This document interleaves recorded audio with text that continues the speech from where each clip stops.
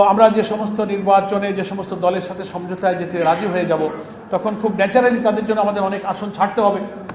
তো যে আসনগুলো আমরা ছাড়বো এই 300 আসন থেকেই তো সেগুলো আমাদের ছেড়ে দিতে হবে। ফলে আমরা প্রার্থীদেরকে বলেছি আপনারা মাঠে কাজ করুন, মাঠ আমরা তৈরি করব। তারপরে সমস্ত অবস্থা যখন পরিণত রূপ লাভ করবে, পোলারাইজেশন, নির্বাচনের দৃষ্টিভঙ্গি, পলিসি, সমঝোতা, আলাপ আলোচনা, অ্যালায়েন্স, সব কিছু কার্যক্রম সম্পন্ন হওয়ার পরে আমরা নিজেরাও ময়দানে সার্ভ করছি। ঘোষিত আসনগুলোর মধ্যে ময়দানের অবস্থা, প্রার্থীর অবস্থা বিবেচনায় কোনো কোনো আসনও পরিবর্তন হতে পারে।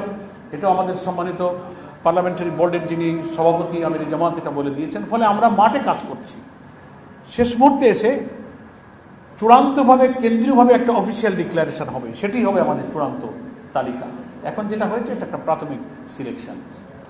আর একটা কথা বলেছেন, সেকেন্ড কোশ্চেন, লোগোর ব্যাপারে ভুল তথ্য কেউ কেউ তথ্য না জানার কারণেই মিডিয়াতে বেশি প্রচার করছেন যে এটা আমরা লোগো পরিবর্তন করেছি। না, আমিও গণমাধ্যমকে বলেছি, আমাদের অনেক নেতৃবৃন্দ, আমাদের ডক্টর হামিদুর রহমান আজাদও বক্তব্য দিয়েছেন, অনেক নেতৃবৃন্দ বক্তব্য দিয়েছেন যে আমাদের যে লোগোটা আপনারা সেদিন একটা বিদেশি ডেলিগেশনের সামনে আলোচনায় আমাদের সম্মানিত আমির জামাতের যে কার্যালয় বসুন্ধরার সেখানে তার কক্ষে যেটা সন্নিবেশিত করা হয়েছিল এটাকেই আমাদের লোগো বলেই অনেকে বিবেচনা করেছেন। এই বিবেচনা করাটাকে আমি দর্শনীয় মনে করছি না, কিন্তু আমরা ব্যাখ্যা দিয়েছি যে আমাদের এই লোগোটাই চূড়ান্ত লোগো নয়, আমাদের লোগোটা পরিবর্তন করার সিদ্ধান্ত হয়েছে, এটা ঠিক। আমরা একটা নতুন লোগো আমরা তৈরি করছি। 3-4টা লোগো ডিজাইন নিয়ে আমাদের মধ্যে অলরেডি একটা আলোচনা হয়েছে এবং কিছু কিছু লোগোকে আমরা এডিট করে একটা চূড়ান্ত জায়গায় সর্বসম্মত সিদ্ধান্তে আমাদের ডিসিশন মেকিং ফোরাম আছে, অ্যাপেক্স বডি আছে, সেখানে এই লোগোটা চূড়ান্ত হবে। যেটা আপনারা দেখেছেন ওই যেগুলোকে আমরা একটু প্রস্তুত করছিলাম এক্সপেরিমেন্টালভাবে, পরীক্ষামূলকভাবে, ওই লোগোটা ওই দিন মেহমানরা এসেছিলেন, জাস্ট ডেকোরেশনের সময় ওটাকে একটু সেট করে দেওয়া হয়েছে। That is not final logo. আমরা পরিবর্তন সংগঠনের অনেক দৃষ্টিভঙ্গিতে থাকতেই পারে, আমরা সেটা যখন চূড়ান্ত লোগো অফিসিয়ালি ঘোষণা করব তখন তার ব্যাখ্যা আমরা দেব।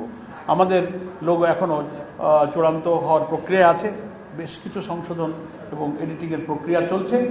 আমরা এই যে লোগো আপনারা দেখেছেন এটা আমাদের চূড়ান্ত লোগো নয়, এটা প্রস্তুতির মধ্যেই একটা পরীক্ষামূলকভাবেই আমাদের ওখানে একটু প্রতিস্থাপন করা হয়েছিল। এটা আমাদের চূড়ান্ত লোগো নয়। আমরা লোগো যখন চূড়ান্ত করব তার ব্যাখ্যা আমরা ইনশাআল্লাহ গণমাধ্যমকে দিব। আমরা তো কোনো দলের দিকে তাকিয়ে পিয়ারের দাবি করিনি। আমরা 90-91টি দেশে পৃথিবীতে পিয়ার পদ্ধতি চালু আছে। কালো টাকা, পেশি শক্তি, প্রত্যেকটি ভোটারের মূল্যায়ন, একটা কোয়ালিটি পার্লামেন্ট এবং সকলের অংশীদারিত্বের ভিত্তিতে একটা চমৎকার সংসদ তৈরি হবে। এর যুক্তি ব্যাখ্যা আমরা বিভিন্ন সময় দিয়েছি। কার লাভ আর কার ক্ষতি এটা আমাদের এই প্রস্তাবের সামনে বিবেচ্য বিষয় নয়। জনগণের প্রতিনিধিত্ব, ভোটারদের প্রত্যেকটি ভোটের মূল্যায়ন, নির্বাচন ফেয়ার হওয়া এবং পার্লামেন্টে একটা কোয়ালিটি এবং রিচ পার্লামেন্ট হওয়ার এই প্রয়োজনটা আধুনিক গণতান্ত্রিক বিশ্বে এইগুলো তারা প্রয়োগ করে দেখেছে। আমরা সেটা এখানে দাবি করেছি। নেক্সট জি। আর আওয়ামী লীগের যেহেতু আপনারা জানেন গণমাধ্যম কর্মী হিসেবে যে এই নির্বাচনে অংশগ্রহণের সুযোগ তো তাদের নেই। তাদের ব্যাপারে সরকারের যে রাষ্ট্রীয় ঘোষণা, তাদের রাজনৈতিক কার্যক্রমকে নিষিদ্ধ করার পরে ইলেকশন কমিশন আবার ব্যাখ্যা দিয়েছে যে তারা এই ঘোষণার কারণে নির্বাচনে অংশ নিতে পারবে না।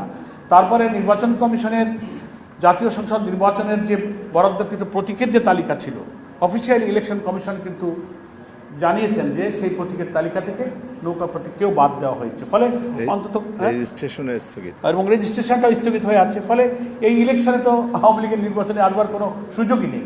ফলে এই প্রশ্নটাও খানিকটা অপ্রাসঙ্গিক।